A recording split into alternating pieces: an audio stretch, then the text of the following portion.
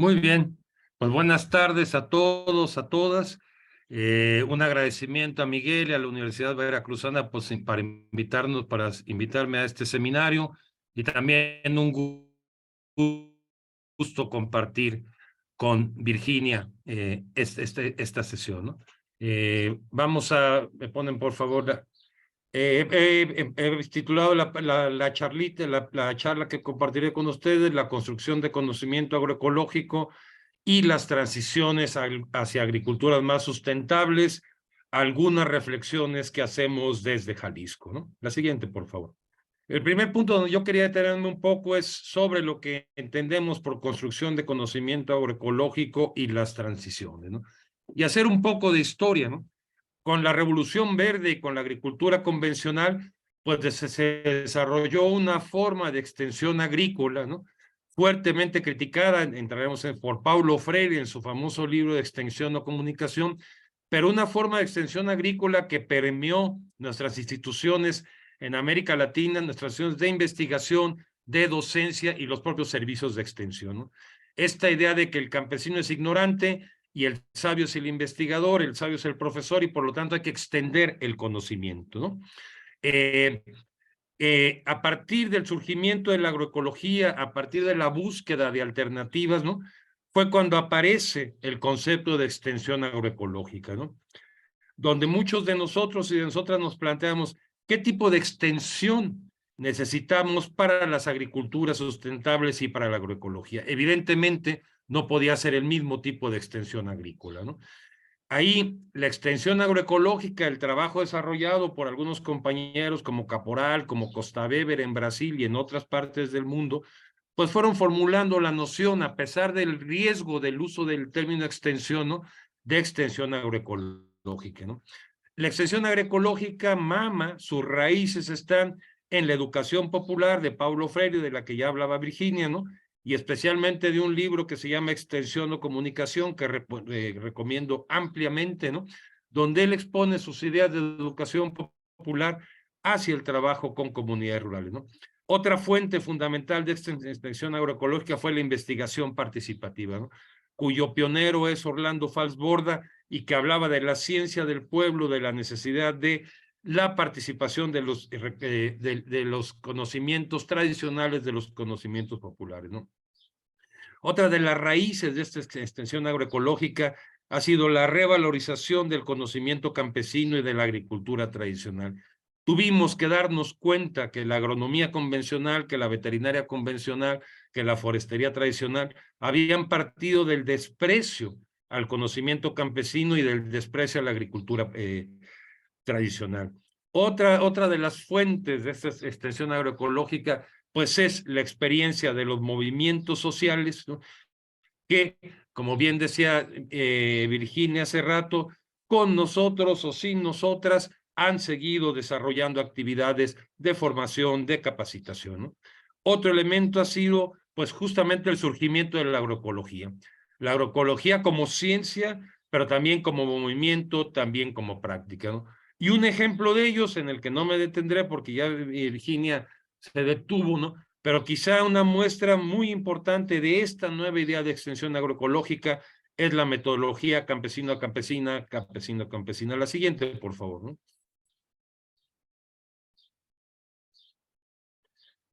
¿Cómo intervienen? Íbamos muy bien, ¿no? Y aquí íbamos muy bien con este concepto de extensión agroecológica, era un concepto que nos era útil, como decía yo, su la expresión más clara era el movimiento campesino-campesino, cuando de repente aparece nuestro querido Stephen Gliessman, ¿no? Y nos cambia la jugada, ¿no? Él nos dice, ¿no?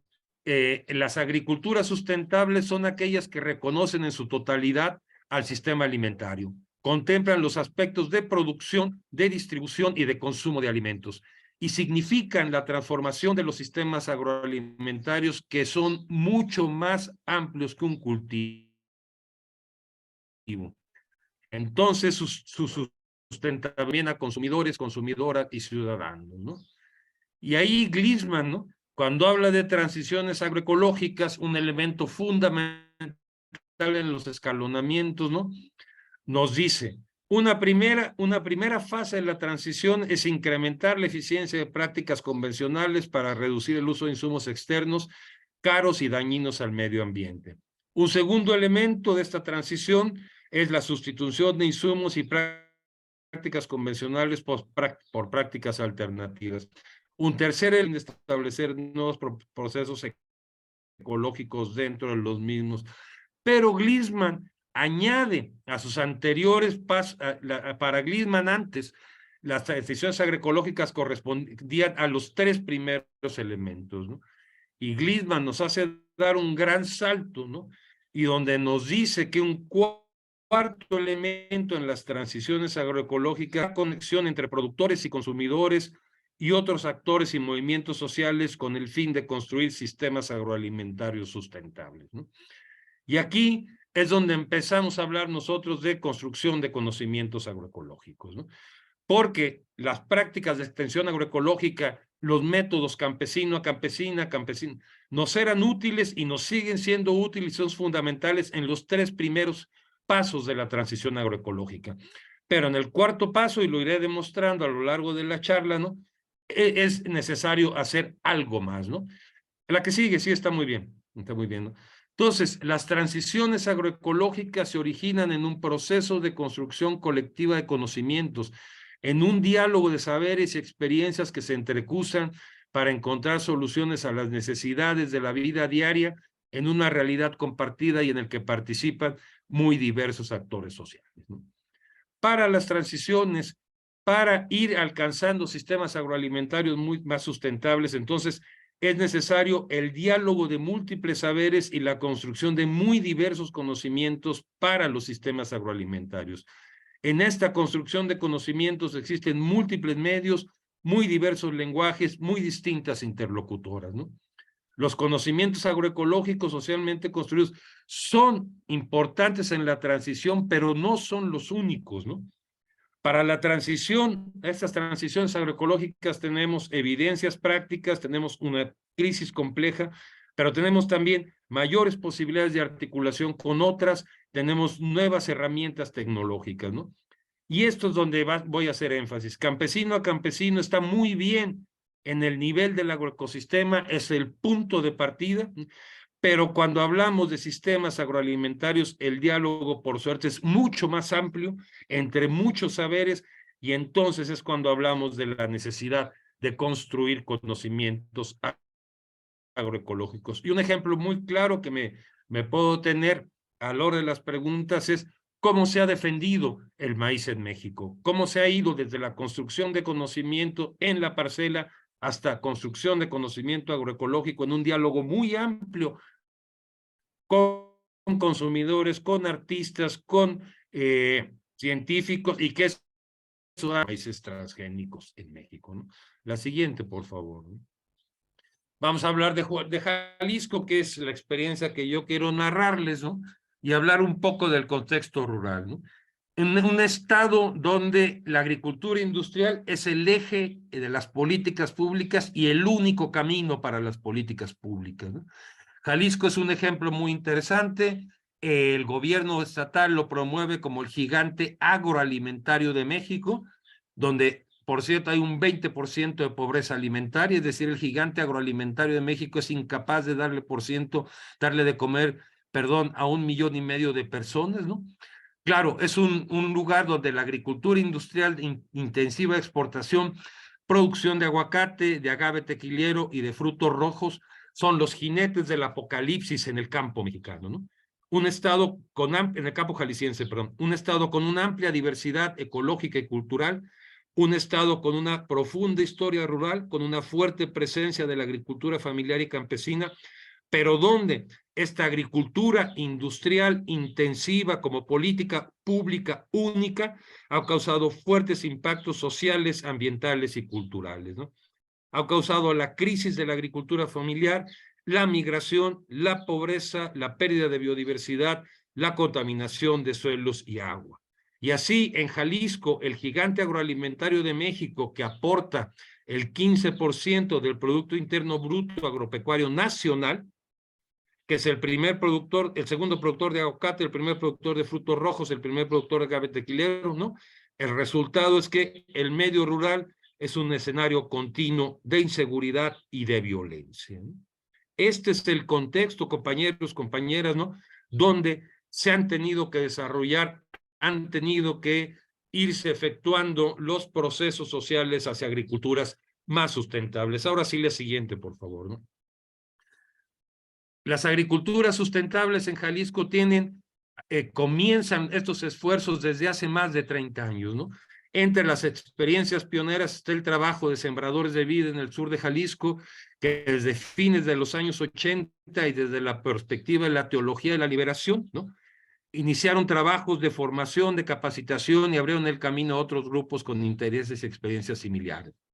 En la zona centro del estado, por las mismas épocas, aparecen las primeras experiencias de agricultura ecológica en el municipio del Salto con don Ezequiel Macías, y también la primera experiencia de comercialización en el país, la ecotienda en el área metropolitana de Guadalajara. Más adelante, en otras partes del estado, comienzan a surgir grupos de agricultores encaminados en esta perspectiva y acompañados por universidades, por organizaciones sociales. La gran mayoría se concentra en la zona centro del estado y en la zona sur, justamente porque ahí están las experiencias pioneras, ¿no? La transición a las agriculturas sustentables en Jalisco se inicia desde hace 30 años, aunque ahora parezca que Sembrando Vida, parezca que acompañamiento agroecológico descubren lo que viene sucediendo, descubren, publicitan y aprovechan lo que viene sucediendo desde hace 30 años, ¿no? Algunas experiencias relevantes, la Feria de Productores en la ciudad de Guadalajara, que tiene ya 7 años funcionando todos los domingos, mercado. La cooperativa de consumidores La Milpa, que tiene alrededor de 8 años funcionando como una cooperativa de consumidores. La red de guardianes y guardianas de semillas, alrededor de 7 años funcionando. El mercado agroecológico, que Miguel Escalona conoce bien, que es el Jilote, que se encarga de certificación participativa, también con 12 años funcionando. La red de alternativas sustentables agropecuarias, donde estamos nosotros, que este año cumple 25 años, y la más reciente, pero la que nos llena de contento, que tiene 3 años ya, es el municipio agroecológico de Limón, en el sur de Jalisco, que se declaró hace 3 años el primer municipio agroecológico del país. Entonces, en este contexto adverso que señalaba yo al principio, ¿no? Contra viento y marea, y más allá de las modas gubernamentales y de las políticas públicas gubernamentales, existe, ¿no? Una larga trayectoria que camina y que seguirá más allá de las modas sexenales, ¿no? La siguiente, por favor.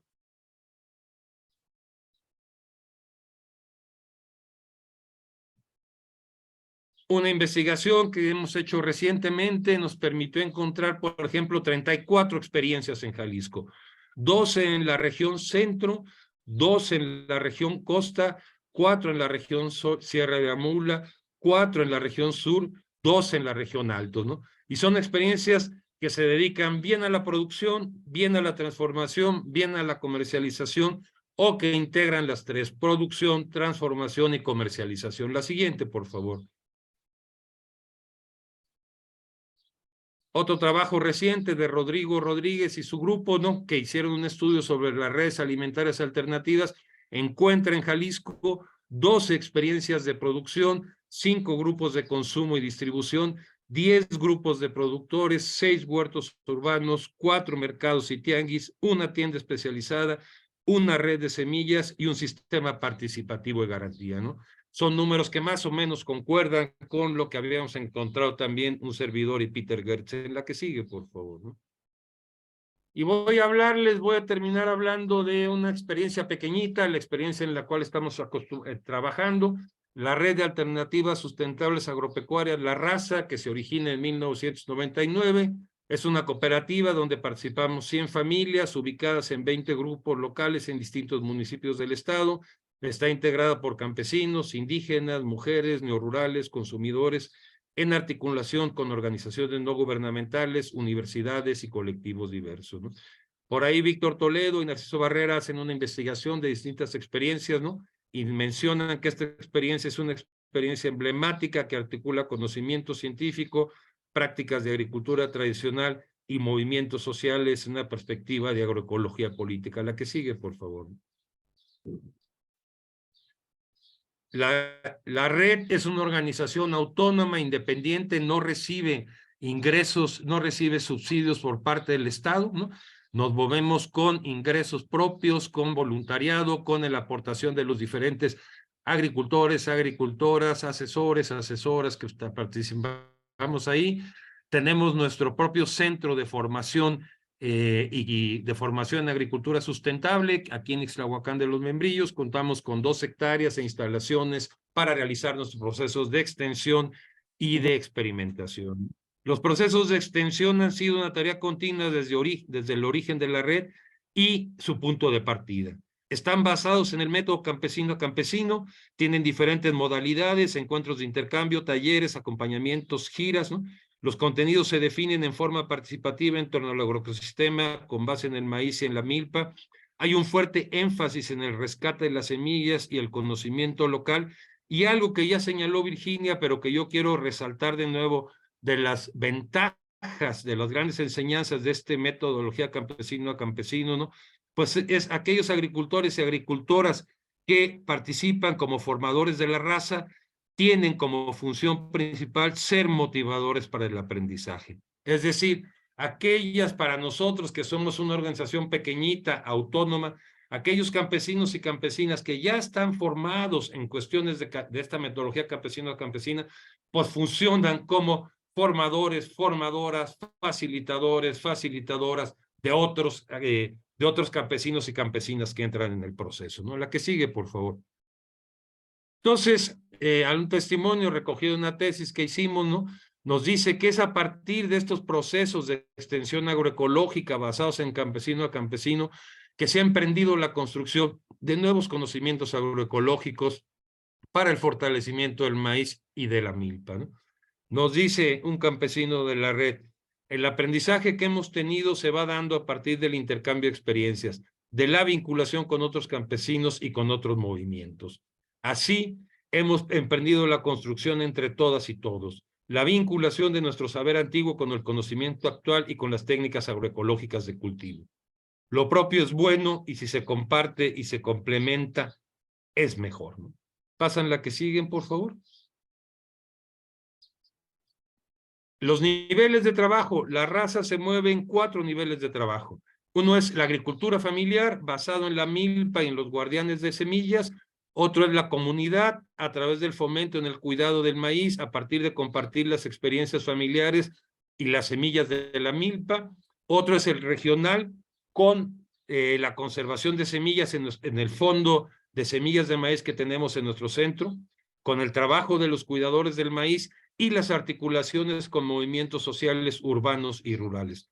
Y otro es el nivel nacional, en la articulación con otras organizaciones muy diversas, urbanas y rurales, en torno a la cultura del maíz y la incidencia en las políticas públicas. Y aquí es, compañeras, compañeros, ¿no? Donde nosotros nos vimos, reconocemos la necesidad de pasar de los procesos de extensión agroecológica de campesino a campesino a los procesos de construcción de conocimiento, ¿no?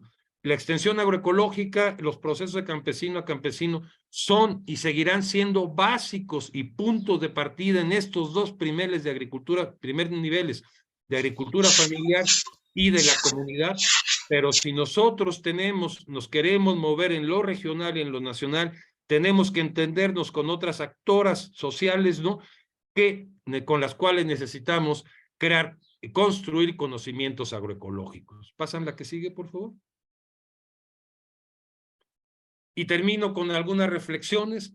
En el caso de las experiencias en Jalisco, los y las agricultoras participantes han construido nuevos conocimientos desde su agricultura tradicional en un diálogo de saberes con la agroecología y han realizado cambios en sus agroecosistemas que han mostrado su viabilidad productiva, ecológica, económica y social en la transición hacia otras agriculturas más sustentables, ¿no?